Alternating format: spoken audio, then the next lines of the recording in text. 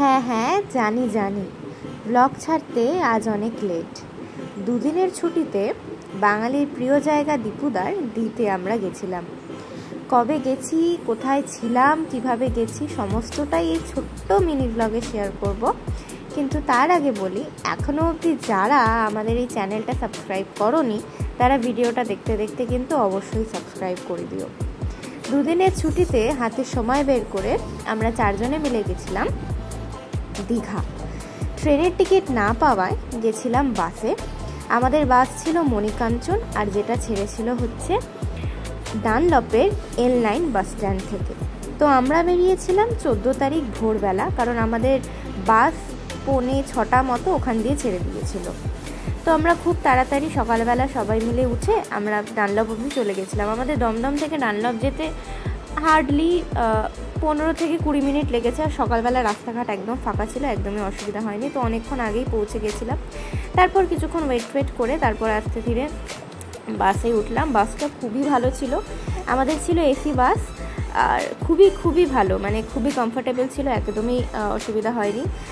প্রায় 2 ঘন্টার মধ্যেই আমরা কোলাঘাটে নেমে পড়েছিলাম।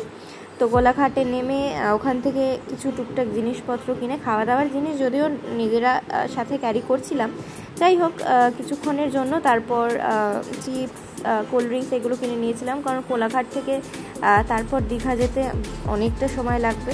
তো তারপর অনেকক্ষণ পর মোটামুটি আমরা ওই 10:30-11টা নাগাদ পৌঁছেছিলাম হোটেলে। তো আমরা উঠেছিলাম দীঘার মানে আমরা উঠেছিলাম ওল্ড দীঘাতে, অ্যাকচুয়ালি ওল্ড দীঘার ব্যারিস্টার কলোনিতে হোটেল সিগারে। এর আগে আমরা ব্যারিস্টার কলোনিতে কোনো দিন উঠিনি, বাট এইবারই ফার্স্ট টাইম উঠলাম।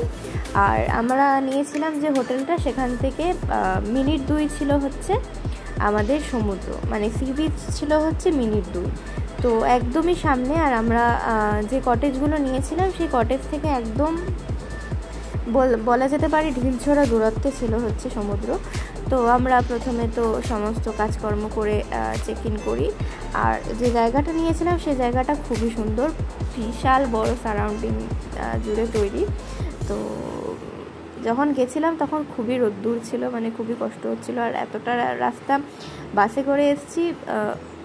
বাসটা ভালো ছিল, টু বি অনেস্ট বাসটা ভালো ছিল বলে জার্নিটা সেরকমভাবে ফিল হয়নি। কিন্তু তাও আমি সবসময় ট্রেনটাই প্রেফার করি, ট্রেনের জার্নি মনে হয় সবসময় বেস্ট জার্নি থাকে।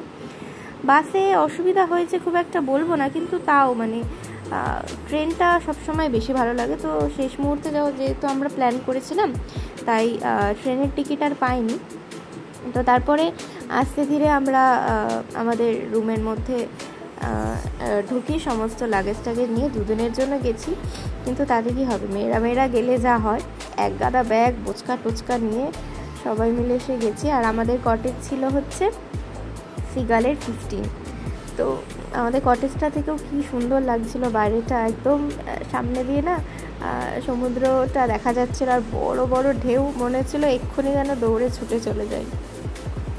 তো যাই হোক, তারপর তো আমরা রুমে চেক ইন করলাম। তারপরের বাকি পার্টগুলো তোমাদের সাথে শেয়ার করছি পরের ভিডিওতে।